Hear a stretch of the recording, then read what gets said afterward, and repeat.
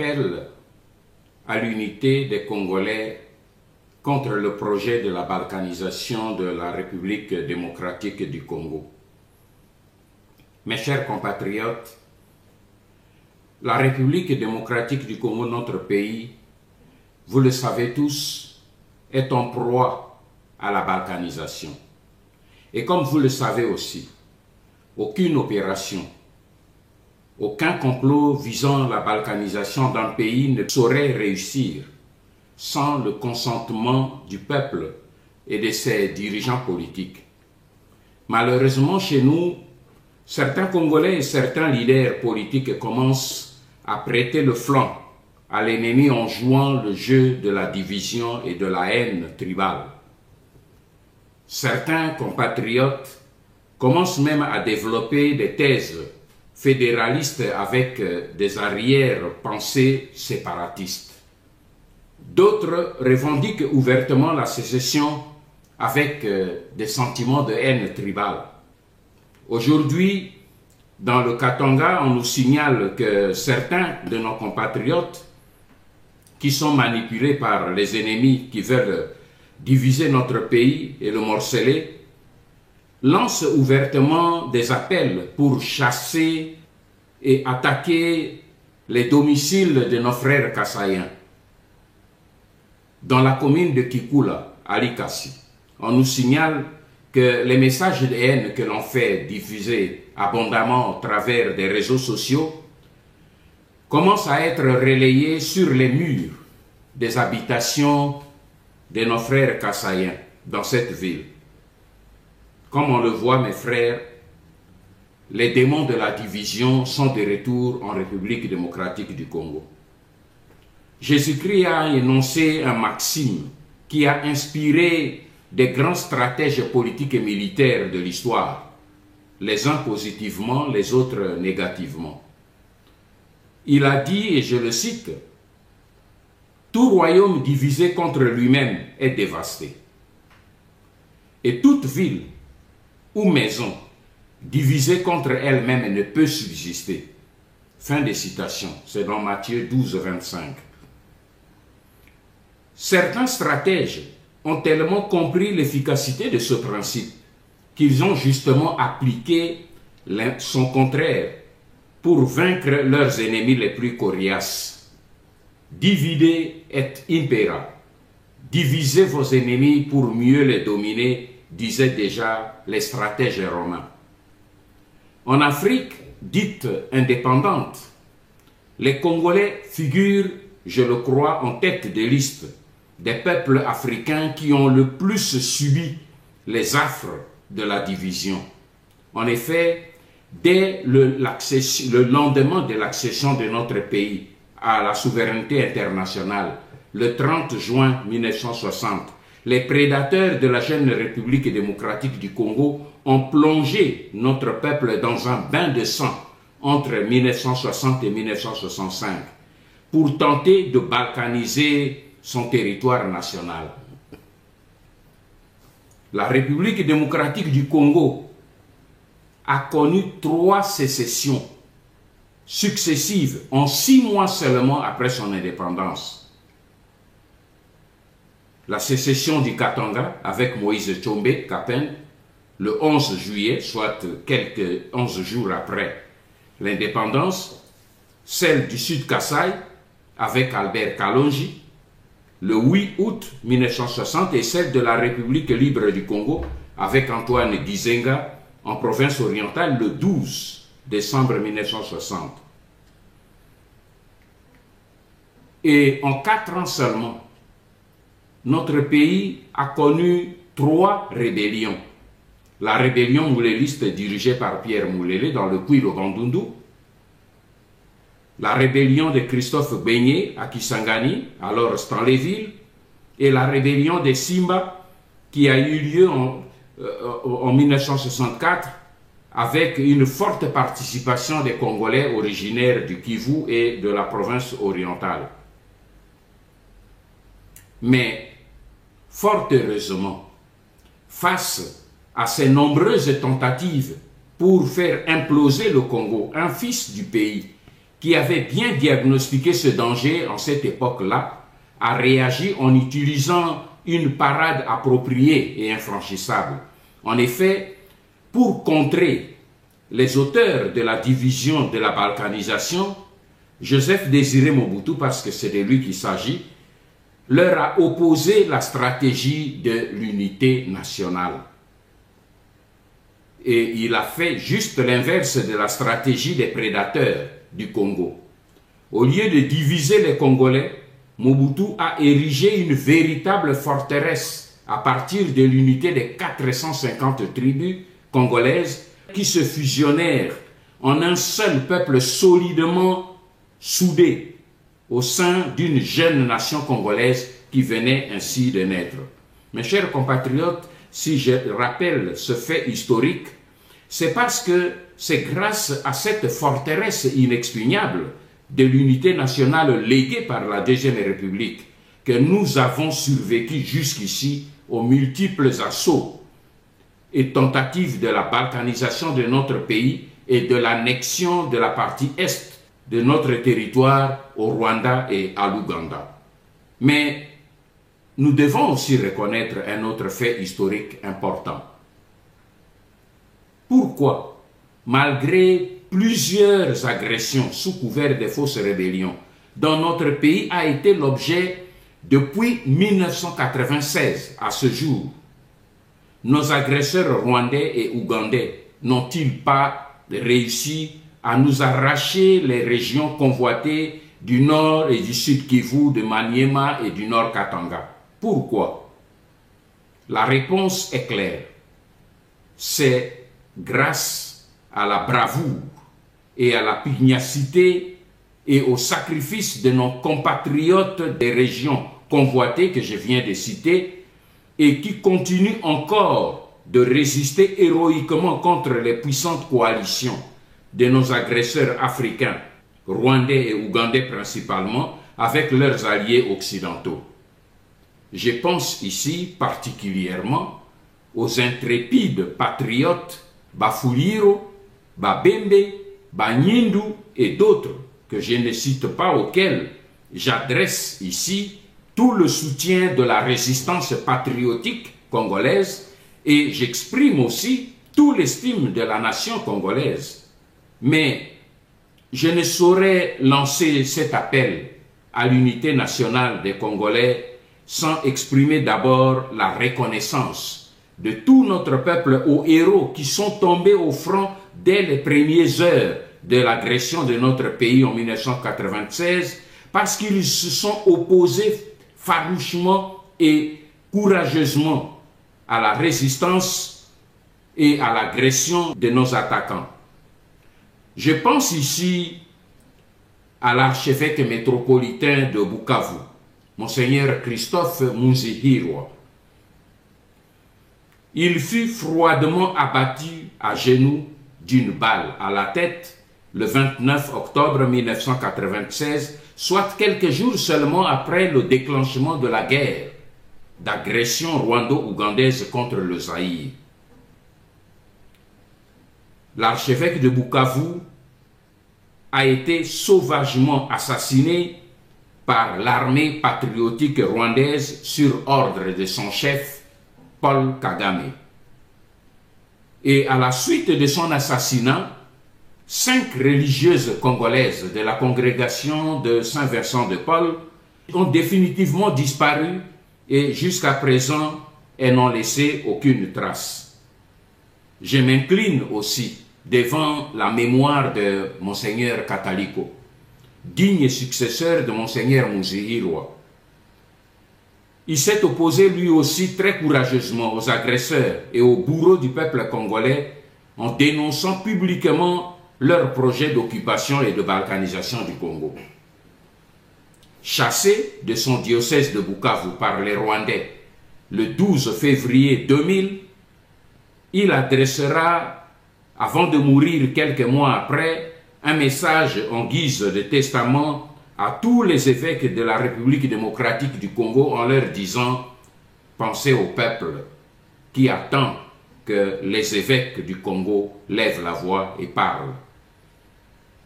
je n'oublie pas non plus de nombreux autres martyrs laïcs et religieux, civils et militaires qui ont versé leur sang pour défendre l'intégrité de notre territoire national contre les barbares et les envahisseurs Tutsis, Rwandais et Ougandais. Mes chers compatriotes, autant j'ai salué la mémoire de nos deux évêques martyrs de la résistance patriotique, autant je déplore et je dénonce la lâcheté, l'indifférence et l'égoïsme de leurs successeurs actuels. En effet, nous avons enregistré plusieurs cris d'indignation et de déception de la part des chrétiens de l'archevêché de Bukavu, suite à la déclaration publique de Monseigneur François Maroyi. Déclaration qu'il a faite au mois de janvier 2020, lors de la célébration des 15 années de son épiscopat. En effet, à la préoccupation de ces nombreux paroissiens, qui souhaitaient connaître quand même sa position concernant l'occupation en général et particulièrement l'occupation par le Rwanda du village de Nyangezi qui se trouve à 27 km seulement de Bukavu, l'homme de Dieu leur répondit pendant la messe, et cela sans sourciller. Il a dit que lui ne veut pas mourir martyr comme ses deux prédécesseurs. J'ignore, pour ma part, si l'archevêque Maroyi a mesuré la gravité de ces propos qui sonnent à mes oreilles comme un reniement du sacrifice suprême de Jésus, le sacrifice qu'il était justement en train de célébrer. Car Jésus a sacrifié sa vie pour lui et pour nous tous. Alors comment lui qui est le représentant du grand berger peut-il refuser de risquer sa vie, de prendre des risques pour sa vie, comme ses prédécesseurs, pour ses paroissiens, pour ses compatriotes? Et dans l'autre temps, je vous dis que tout le village de Nyangezi est aujourd'hui vidé de sa population congolaise autochtone. Et ceux qui habitent Nyangezi aujourd'hui parlent tous le Kinyarwanda. Voilà le résultat. Et dans leurs commentaires, certains paroissiens estiment que l'actuel archevêque a peur de réagir contre l'occupation pour ne pas perdre ses nombreux avantages, des maisons qu'il a achetées au travers de la ville, ainsi que l'hôtel luxueux qu'il est en train de construire depuis quelques années. C'est pitoyable. Mes chers compatriotes, aujourd'hui plus que jamais, notre pays court un danger imminent de sa disparition de la carte du monde. Et je ne suis plus le seul aujourd'hui à vous parler et à vous lancer ce cri d'alarme. Des puissants lobbies mafieux à travers le monde et des think tanks occidentaux accélèrent aujourd'hui la mise en application de ce plan sans nous et sans notre accord. Les preuves de ce complot international contre notre pays et notre peuple sont aujourd'hui apportées par plusieurs témoins et pas des moindres. Je vous l'ai dit dernièrement, lors de son homélie à la messe du dimanche de Pentecôte le 31 mai dernier, Monseigneur Dieudonné Uringi, évêque du diocèse de Bunia, a déclaré ceci à ces chrétiens complètement abasourdis. Il a dit, je le cite, « J'étais en Allemagne, on m'a montré une carte et j'ai découvert que la République démocratique du Congo était déjà divisée en 4. » Fin de citation. Et l'évêque a lancé au courant de son homélie un important avertissement à ses compatriotes congolais. Il a dit ceci: tôt ou tard, nous serons tous les esclaves de ceux qui planifient cette partition du pays, car nous sommes instrumentalisés. Fin de citation. Je reprends.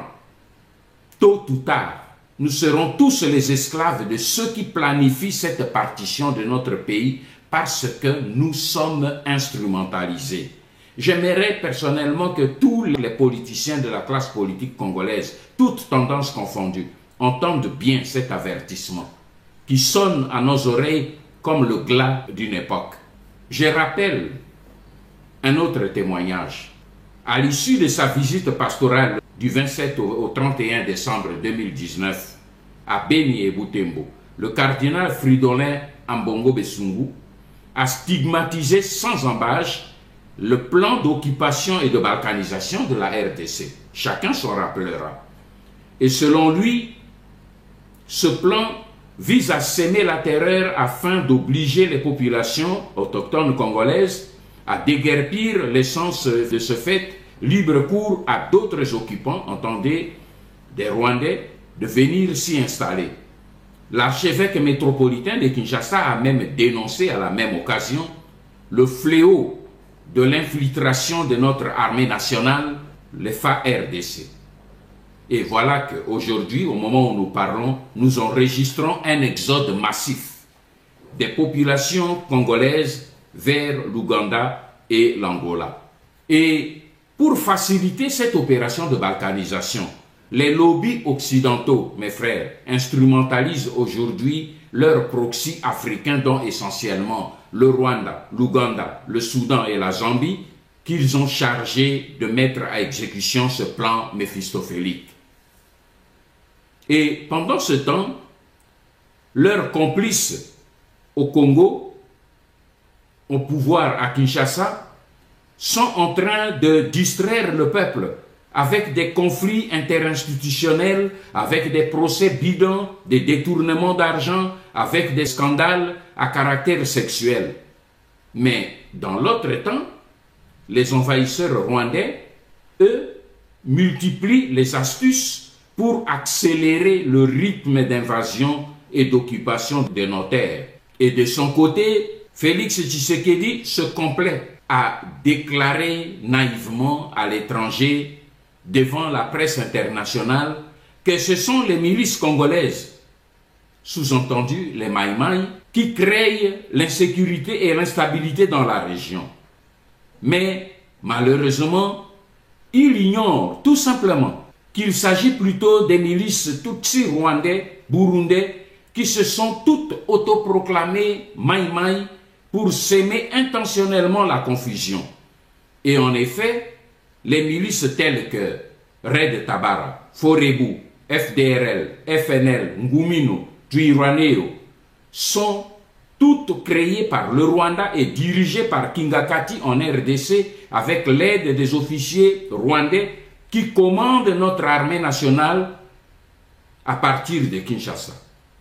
La MONUSCO ainsi que les services des pays occidentaux connaissent bien cette combine, mais ils ferment tous les yeux.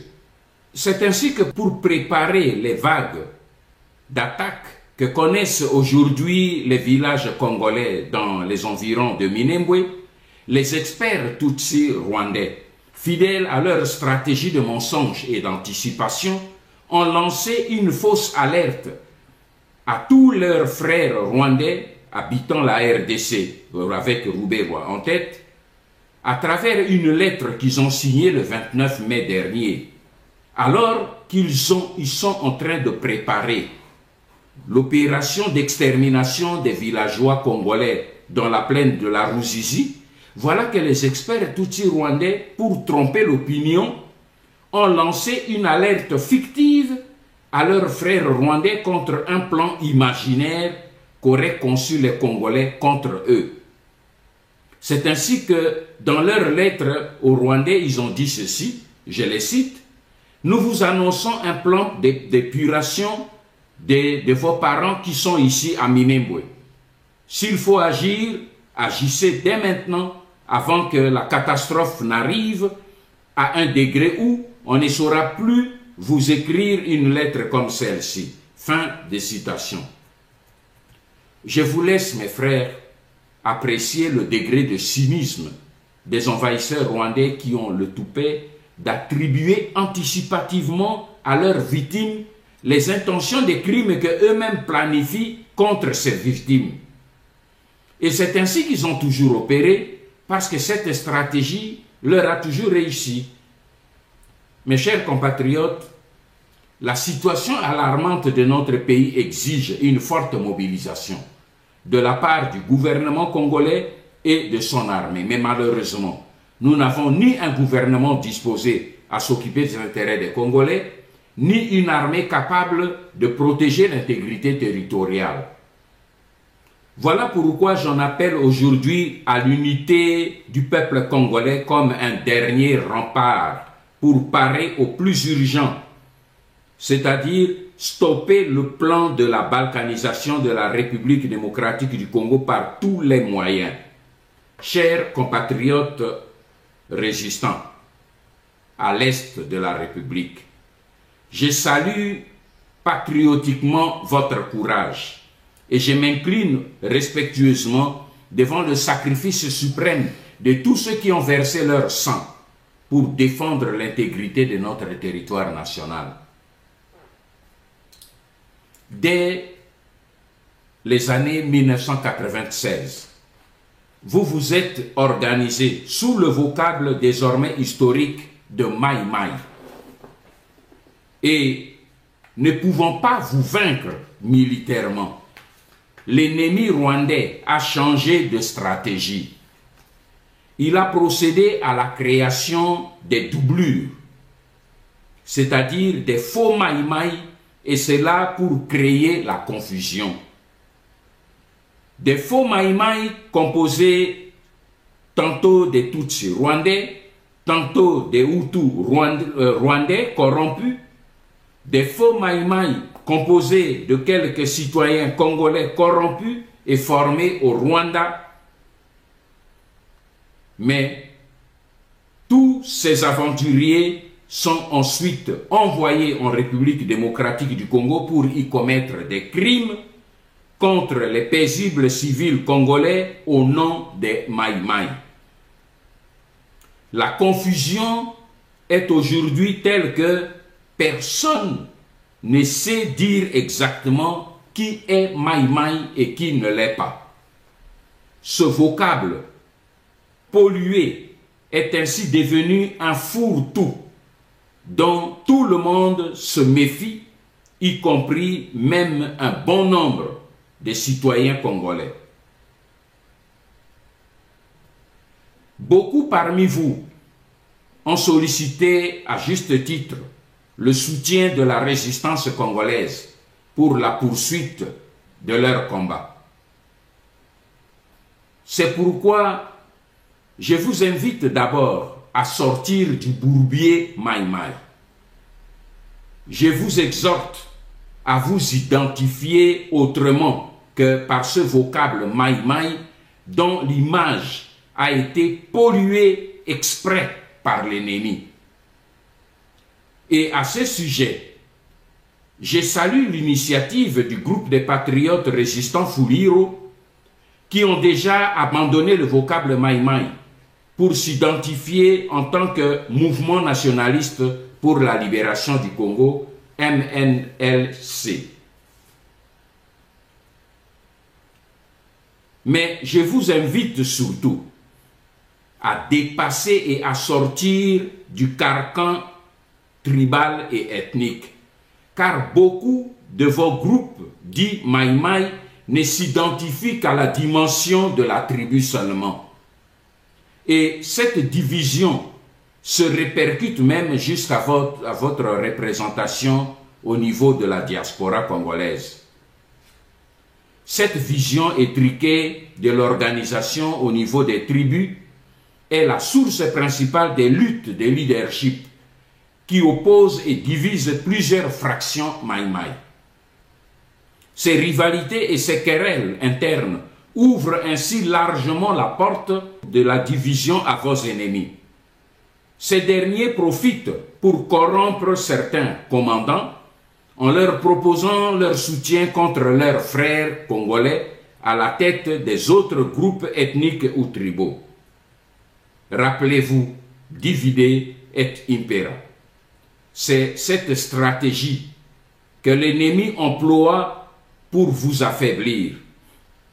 C'est pourquoi je vous invite tous, mes frères, au nom de la résistance congolaise et à celui du peuple congolais, qui espère en vous, je vous invite à créer de toute urgence un seul leadership au niveau régional au lieu de plusieurs leaderships au niveau ethnique.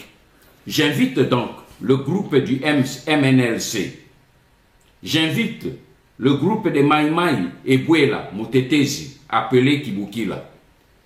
J'invite le groupe de Maïmaï Ilunga, des patriotes Nyundu. J'invite le groupe de Maïmaï Aoshi. Et j'invite le groupe des braves Maïmaï Bilose Bichambuke qui défendent aujourd'hui héroïquement Minembwe et empêchent jusqu'ici que Minembwe soit érigé en commune par Rouberois. Je vous invite tous, mes frères, à vous regrouper autour d'un seul leadership régional pour harmoniser vos plans respectifs de combat et pour monter une stratégie commune contre les envahisseurs, car l'union fait la force. Mes chers compatriotes congolais, je reviens à vous. Le danger de la balkanisation qui menace l'Est de notre pays n'est pas la seule affaire de nos frères de l'Est de la République. C'est une affaire nationale. Elle interpelle toutes les Congolaises et tous les Congolais sans exception. Car il s'agit ici de la survie de notre nation, de l'avenir de nos enfants et des générations futures. Et nous n'avons pas d'institutions, ni de dirigeants politiques pour nous défendre. Comme nous n'avons pas d'armée nationale parce qu'elle est entre les mains des occupants. Et comme la majorité de la classe politique congolaise refuse de rompre toute collaboration et tout soutien au régime d'occupation à cause de leurs intérêts égoïstes, alors je me tourne définitivement vers vous, peuple congolais, souverain primaire, dernier rempart de la souveraineté du Congo, et je vous invite à vous lever sans plus attendre. Commençons ensemble par jeter tous les symboles et tous les instruments de l'occupation. Entrons dans la désobéissance civique, tous, car c'est notre droit de citoyen et personne ne saura ni vous empêcher ni vous menacer.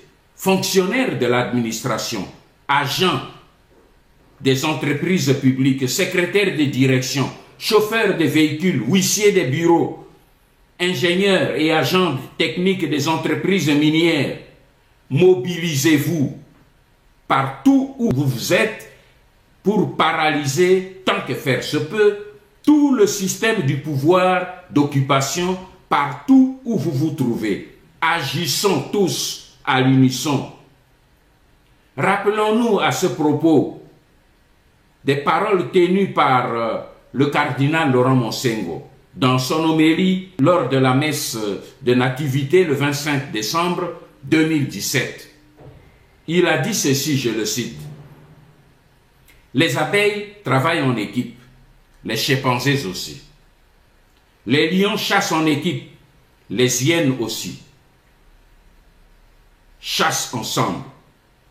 Les fourmis travaillent ensemble, mangent ensemble en bonne intelligence. Les dauphins aussi. Les buffles se défendent toujours ensemble en rang, serrés face à l'ennemi. Les termites construisent ensemble leur termitière. Mais au Congo, chacun brûle du désir de réussir tout seul. » Fin de citation. Réfléchissons-y bien. Mes frères, battons-nous en rang comme des buffles. Et si nos ennemis sont forts, alors battons-nous comme des fourmis ou comme des abeilles.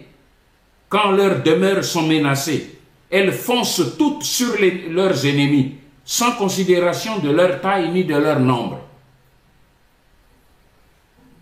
Mes chers compatriotes, La désobéissance civique à laquelle je vous invite à ce stade ne fera couler aucun sang congolais. Car elle nous appelle à agir comme des fourmis, chacun dans le cercle de son activité quotidienne. En refusant de remplir votre tâche professionnelle et en ne faisant pas ce qu'on vous demande de faire, vous brisez, ne fût-ce qu'un moment, le maillon de la chaîne, à défaut de la faire tomber tout entière. Ne vous sous-estimez pas, mes frères. Vous êtes capable de bloquer toute la machine de l'oppression à partir de votre position, partout où vous êtes. Chassez seulement la peur. Chassez seulement le doute. Refusez d'obéir.